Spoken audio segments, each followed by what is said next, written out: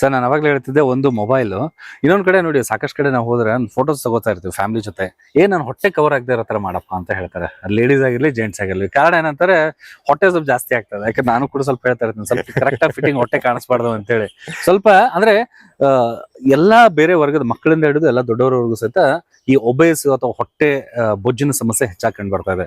ಇದಕ್ಕೆ ಮೂಲ ಕಾರಣ ಏನು? ಆಮೇಲೆ ತಮ್ಮಲ್ಲಿ ನಾವು ಕೇಳಿರೋ ಹಾಗೆ ತಮ್ಮ ಆಯುರ್ವೇದ ಮತ್ತು ಪ್ರಕೃತಿ ಚಿಕಿತ್ಸೆಯಲ್ಲಿ ಅದ್ಭುತವಾಗಿರುವಂತಹ ಪರಿಣಾಮಕಾರಿ ಟ್ರೀಟ್ಮೆಂಟ್ ಇದೆ ಅಂತ ಹೇಳ್ತಾರೆ. ಒಂದು ಕಾರಣ ಹೇಳಿ, ಒಬೆಸಿಟಿಯನ್ನ ಕರಗಿಸೋದು ಹೇಗೆ, ಬರ್ತಾ ಇರೋದಕ್ಕೆ ಕಾರಣ ಏನು ಅಂತ? ಸರ್, ಮೇನ್ ಆಗಿ ಬರ್ತಾ ಇರೋ ಕಾರಣ ಒಂದು ನಮ್ lack of physical activity, food life style, ಜೊತೆಗೆ ಒಂದು ಹಾರ್ಮೋನಲ್ ಇಂಬ್ಯಾಲೆನ್ಸ್ ಅಂತ ಏನ್ ಹೇಳ್ತೀವಿ. ಇದೇ ರೀತಿಯಲ್ಲಿ ಮೂರು ಕಾರಣಗಳಿಂದ ಬರ್ತಾ ಇದೆ. ಮೇನ್ ಆಗಿ ಲ್ಯಾಕ್ ಆಫ್ ಫಿಸಿಕಲ್ ಆಕ್ಟಿವಿಟಿ ಅಂದ್ರೆ ನಾವು ವರ್ಕ್ ಮಾಡ್ತಾ ಇರುವಂತದ್ದು, ಈಟ್ ಮಾಡ್ತಾ ಇರುವಂತದ್ದು ಈಕ್ವಲ್ ರೇಂಜ್ ಅಲ್ಲಿ ಇಲ್ಲ. ಅದೇ ರೀತಿಯಾಗಿ ಏನಾಗುತ್ತೆ, ಸ್ಟೋರ್ಡ್ ಫ್ಯಾಟ್ ಅಂತ ಹೋಗುತ್ತೆ. ಸ್ಟೋರ್ಡ್ ಫ್ಯಾಟ್ ಆಟೋಮೆಟಿಕ್ ಆಗಿ ಏನಾಗುತ್ತೆ, ಅಡಿಪೋಸ್ ಟಿಶ್ಯೂ ಅಂತ ಏನ್ ಹೇಳ್ತೀವಿ, ಹೊಟ್ಟೆ ಭಾಗ ಆಗಿರ್ಬೋದು, ಹಿಪ್ ರೀಜನ್ಸ್ ಆಗಿರ್ಬೋದು, ಥೈ ರೀಜನ್ಸ್ ಆಗಿರ್ಬೋದು, ಅವು ಮಾತ್ರ ದಪ್ಪ ಕಾಣುತ್ತೆ. ನಿಮ್ಗೆ ಚೆಸ್ಟ್ ಆಗಿರ್ಬೋದು, ಇನ್ನೊಂದಾಗಿರ್ಬೋದು ದಪ್ಪ ಕಾಣೋದಿಲ್ಲ. ಮೇನ್ ಆಗಿ ದಪ್ಪ ಕಾಣುವಂತದ್ದು ಯಾವ್ದು ಅಂದ್ರೆ ಮೇಜರ್ಲಿ ಹೊಟ್ಟೆ ಭಾಗ ಆಗಿರ್ಬೋದು, ಬಟಕ್ಸ್ ಆಗಿರ್ಬೋದು, ಥೈಸ್ ಆಗಿರ್ಬೋದು, ಇಷ್ಟೇ ರೀಜನ್ ಅಲ್ಲಿ ಕಾಣುತ್ತೆ. ಅದೇ ರೀತಿಯಲ್ಲಿ ಅಲ್ಲೇ ದಪ್ಪ ಕಾಣೋದ್ರಿಂದ ಹೊಟ್ಟೆನ ಮುಚ್ಕೊಳ್ಳಕ್ಕೆ ಟ್ರೈ ಮಾಡ್ತಾರೆ. ಯಾಕಂದ್ರೆ ನಾನು ದಪ್ಪ ಕಾಣ್ತಾ ಇದ್ದೀನಿ, ಬೇರೆ ಕಡೆ ಇಲ್ಲ, ಬಟ್ ನನ್ನ ಹೊಟ್ಟೆನೇ ಜಾಸ್ತಿ ಕಾಣ್ತಾ ಇದೆ ಅಂತ. ಇವತ್ತಿನ ದಿನದಲ್ಲಿ ಏನಾಗ್ತಿದೆ ಅಂದ್ರೆ ಸರ್, ನಮ್ಮ ಪ್ರಪೋರ್ಷನೇಟ್ ಅಂದ್ರೆ ಈಟಿಂಗ್ ಹ್ಯಾಬಿಟ್ಸ್ ಪ್ಲಸ್ ಎಕ್ಸರ್ಸೈಸ್ ಎರಡು ಈಕ್ವಲೆಂಟ್ ಆಗಿ ಇದ್ದಾಗ ಒಬೆಸಿಟಿ ಬರುವಂತ ಚಾನ್ಸಸ್ ಇರೋದೇ ಇಲ್ಲ ಸರ್. ನೀವು ಜಸ್ಟ್ ಅಬ್ಸರ್ವ್ ಮಾಡಬಹುದು. ಯಾಕಂದ್ರೆ ನಾವು ಈಟ್ ಮಾಡ್ತಿರೋದು ಒಂದು 100 ಕ್ಯಾಲೋರೀಸ್ ಆದ್ರೆ ಬರ್ನಿಂಗ್ 100 ಕ್ಯಾಲೋರೀಸ್ ಮಾಡಿದಾಗ ಯಾವುದೇ ಕಾರಣಕ್ಕೂ ಒಬೆಸಿಟಿ ಬರುವಂತದ್ದಿಲ್ಲ. ನಾವು ಈಟ್ ಮಾಡ್ತಾ ಇರೋದು 2000-3000 ಕ್ಯಾಲರಿ, ಬರ್ನಿಂಗ್ ಮಾಡ್ತಾ ಇರೋದು 500 calories, it will be stored fat. ಅದಕ್ಕೋಸ್ಕರನೇ ಮೇಜರ್ ಆಗಿ ಪ್ರಾಬ್ಲಮ್ ಆಗ್ತಾ ಇದೆ. ಅದ್ರಲ್ಲೂ ಕರ್ದಿರುವಂತದ್ದು ಆಹಾರಗಳು ಇವತ್ತಿನ ದಿನದಲ್ಲಿ ನೀವು ನೋಡ್ತಾ ಇದ್ರೆ ಎಲ್ಲಾ ಬೇಯಿಸಿದ ಆಹಾರಗಳು. ಅದರಲ್ಲಿ ಪ್ಲಸ್ ಗ್ಯಾಸ್ಟ್ರೈಟಿಕ್ ಅಂತ ಏನ್ ಸಮಸ್ಯೆಯಲ್ಲಿ ಬ್ಲೋಟಿಂಗ್ ಆಗ್ತಾ ಇರೋದು, ಲೈಕ್ ಮೈದಾ ಪ್ರಾಡಕ್ಟ್ಸ್, ಇದೆಲ್ಲ ತಗೊಳ್ಳೋದ್ರಿಂದ ಬ್ಲೋಟಿಂಗ್ ಬರ್ತಾ ಇದೆ. ಇದರಿಂದಾನೇ ಹೊಟ್ಟೆ ಕಾಣಿಸ್ತಾ ಬರ್ತಾ ಇದೆ.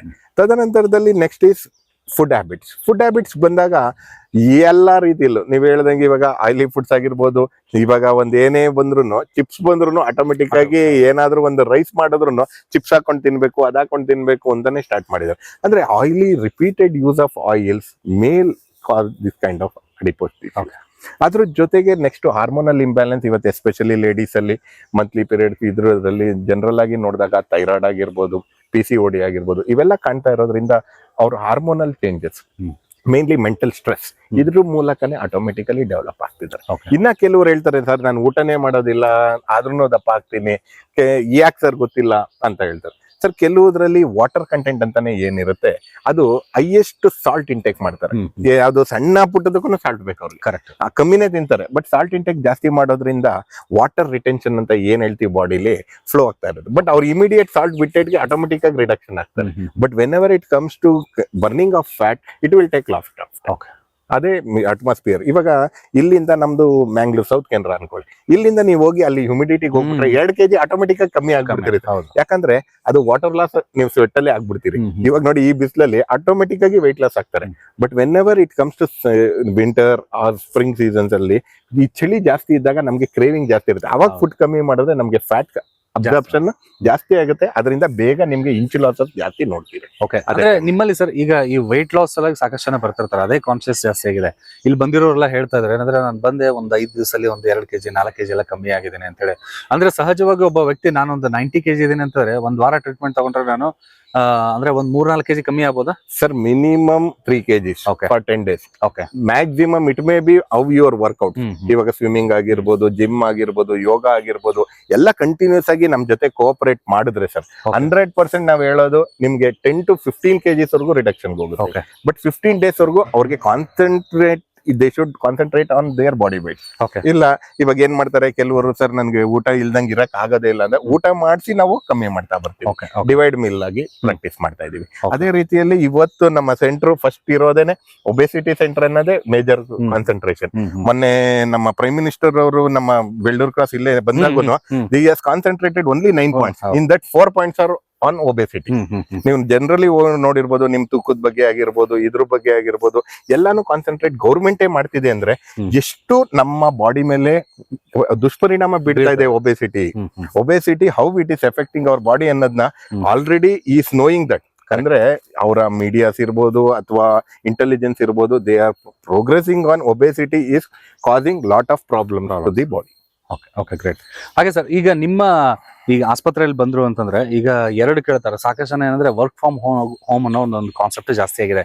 ಅಂದ್ರೆ ಬಹುಶಃ ಇಲ್ಲೆಲ್ಲ ಇಂಟರ್ನೆಟ್ ಎಲ್ಲ ಇತ್ತು ಅಂದ್ರೆ ಟ್ರೀಟ್ಮೆಂಟ್ ಜೊತೆಗೆ ಕೆಲಸನೂ ಮಾಡ್ಬೋದು, ಟ್ರೀಟ್ಮೆಂಟ್ ತಗೋಬೋದಲ್ವಾ? ಸರ್ 100% ಪ್ರತಿ ರೂಮ್ ಅಲ್ಲೂ ಇಂಟರ್ನೆಟ್ ವೈಫೈ ಫೆಸಿಲಿಟಿ ಮಾಡಿದೀವಿ. ಯಾಕಂದ್ರೆ ವರ್ಕ್ ಫ್ರಮ್ ಹೋಮ್ ಇರೋದ್ರಿಂದ ಮನೆಯಲ್ಲಿ ನೋಡೋ ಬದಲು ನೀವು ಇಲ್ಲೇ ಬಂದು ನಿಮ್ಮ ವರ್ಕ್ ಮಾಡ್ಕೊಂಡು ನಿಮ್ಮ ಶೆಡ್ಯೂಲ್ ಗೆ ನಾವು ಕಾನ್ಸಂಟ್ರೇಟ್ ಮಾಡಿ ಯಾವ ನಿಮ್ ಶೆಡ್ಯೂಲ್ಸ್ ನ ಬಿಟ್ಟು ಅದ್ರ ಬಿಟ್ವೀನ್ ಅಲ್ಲಿ ಗ್ಯಾಪ್ ಮಾಡಿ ಅವ್ರಿಗೆ ಟ್ರೀಟ್ಮೆಂಟ್ ಕೊಡ್ಸೋದಾಗಿರ್ಬೋದು, ಜೊತೆಗೆ ಅವ್ರಿಗೆ ಫುಡ್ ಮೇಲೆ ಕಾನ್ಸಂಟ್ರೇಟ್ ಮಾಡಿ ಮಾಡಂಗೆ ಮಾಡ್ಕೊಟ್ಟಿದೀವಿ. ಪ್ರತಿ ರೂಮ್ ಗಳಲ್ಲೂ ಇಂಟರ್ನೆಟ್ ಫೆಸಿಲಿಟೀಸ್ ಮಾಡಿದೀವಿ. ಅದಕ್ಕೋಸ್ಕರನೇ ವರ್ಕ್ ಫ್ರಮ್ ಹೋಮ್ ಇರುವಂತ ಇಂಜಿನಿಯರಿಂಗ್ IT ಸೆಕ್ಟರ್ಸ್ಗೋಸ್ಕರನೇ ಇದನ್ನ ಪ್ಲಾನ್ ಮಾಡಿ. ಓಕೆ, ಅಂದ್ರೆ ಒಂದು ಈ ಕಾರ್ಯಕ್ರಮದ ಮೂಲಕ ಏನಂತಂದ್ರೆ ಯಾರು ವರ್ಕ್ ಫ್ರಮ್ ಹೋಮ್ ಅಂತ ಇದ್ದೀರಾ ಅಥವಾ ರಿಲ್ಯಾಕ್ಸೇಷನ್ ಟೈಮ್ ಬೇಕು, ನಿಮಗೆ ಒಳ್ಳೆ ಹೆಲ್ತ್ ಬೇಕು, ಒಳ್ಳೆ ಫುಡ್ ಬೇಕು ಅಂತಾರೆ, ಬ್ಯೂಟಿಫುಲ್ ಆಗಿರುವಂತ ಒಂದು ಲೊಕೇಶನ್ ಬೆಂಗಳೂರು ಹತ್ರನೇ ಇದೆ. ಹಾಗಾಗಿ ಯಾರು IT-BT ವರ್ಕ್ ಫ್ರಮ್ ಹೋಮ್ ಅಂತೀರಾ ಅಥವಾ ಯಾರಾದ್ರೂ ಬಂದು ಇಲ್ಲಿ ಟ್ರೀಟ್ಮೆಂಟ್ ತಗೋಬೇಕು ಅಂತೀರಾ, ಇಲ್ಲಿ ಆಯುರ್ವೇದ ಚಿಕಿತ್ಸೆನೂ ಇದೆ, ಜೊತೆಗೆ ಪ್ರಕೃತಿ ಚಿಕಿತ್ಸೆನೂ ಇದೆ. ಒಂದು ಅದ್ಭುತವಾಗಿರುವಂತಹ ಒಂದು ಕುಟುಂಬ ತಂಡನೇ ಇದೆ ಅಂತಾನೆ ಹೇಳ್ಬೋದು. ಅಷ್ಟು ಚೆನ್ನಾಗಿ ವೈದ್ಯರಿದ್ದಾರೆ, ಎಕ್ಸ್ಪರ್ಟ್ ಡಾಕ್ಟರ್ಸ್ಗಳಿದ್ದಾರೆ, ಜೊತೆಗೆ ಒಳ್ಳೆ ವ್ಯಕ್ತಿತ್ವ ಇರುವಂತಹ ಡಾಕ್ಟರ್ ಚೇತನ್ ಕುಮಾರ್ ಸರ್ ಅಂತ ಒಂದು ತಂಡ ಕೂಡ ಇಲ್ಲಿದೆ. ಹಾಗಾಗಿ ಇದರ ಸದ್ಬಳಕೆಯನ್ನ ದಯವಿಟ್ಟು ಮಾಡ್ಕೊಳ್ಳಿ. ನಾವು ನಮ್ಮ 2 ವೀಲರ್ಗೆ ಕಾರ್ಗಳಿಗೆ ಹೇಗೆ ಸರ್ವಿಸ್ ಮಾಡಿಸ್ತಾ ಇರ್ತೀವಿ, ಹಾಗೆ ಕನಿಷ್ಠ ಒಂದು 6 ತಿಂಗಳಿಗೆ ಒಂದ್ಸರಿ ಆದ್ರೆ ನಮ್ಮ ಬಾಡಿಯನ್ನ ಸರ್ವಿಸ್ ಮಾಡಿದ್ರೆ ಮೈಲೇಜು ಚೆನ್ನಾಗಿ ಕೊಡುತ್ತೆ, ಅಂದ್ರೆ ಆಯುಷ್ಯನೂ ಚೆನ್ನಾಗಿ ಬರುತ್ತೆ, ಜೊತೆಗೆ ಫುಡ್ ಚೆನ್ನಾಗಿರುತ್ತೆ. ಕನ್ಸಂಪ್ಷನ್ ಏನ್ ಮೈಲೇಜ್ ಏನ್ ಹೇಳ್ತೀವಲ್ಲ, ಕಿಲೋಮೀಟರ್ ಗಟ್ಟೆನೂ ಕೂಡ ನಮ್ಮ ಬಾಡಿ ಚೆನ್ನಾಗಿ ಕೆಲಸ ಮಾಡುತ್ತೆ ಅಂತ ಹೇಳ್ಬೋದು ಅಲ್ಲ ಸರ್? 100% ಓಕೆ.